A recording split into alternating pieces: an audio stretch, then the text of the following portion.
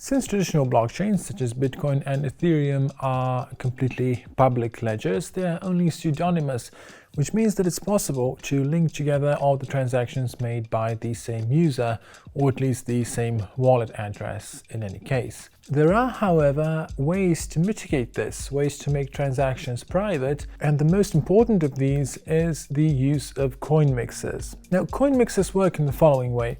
Let's say that a user wants to make an anonymous transaction from one wallet to another. The way they would do this is that they would first send the Bitcoin, in the case of Bitcoin, but the same is true for Ethereum and other coins. They would first send it to a coin mixer, which is an address on the blockchain.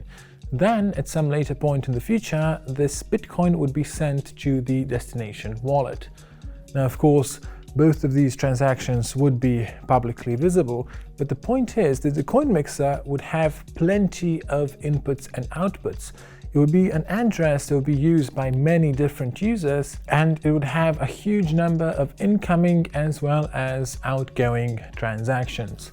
Apart from that, of course, it's also possible for one incoming transaction to be broken up into multiple outgoing ones.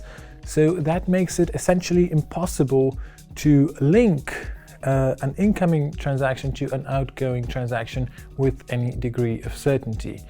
Now, there are different types of coin mixers, mainly centralized and decentralized versions. Centralized coin mixers are very easy to use, but they're not ideal for privacy because, of course, on the one hand, you have to trust the entity that's operating the coin mixing service, but also the connection between input and output is known to that entity, which is far from ideal. Decentralized coin mixers are a much better alternative, and the most popular of these is the coin join model.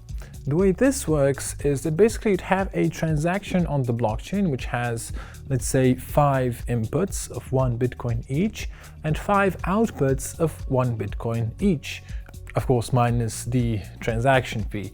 Now, the point here is that while the inputs and outputs are of course equivalent, it's completely impossible, indeed mathematically impossible, to know which input corresponds to which output.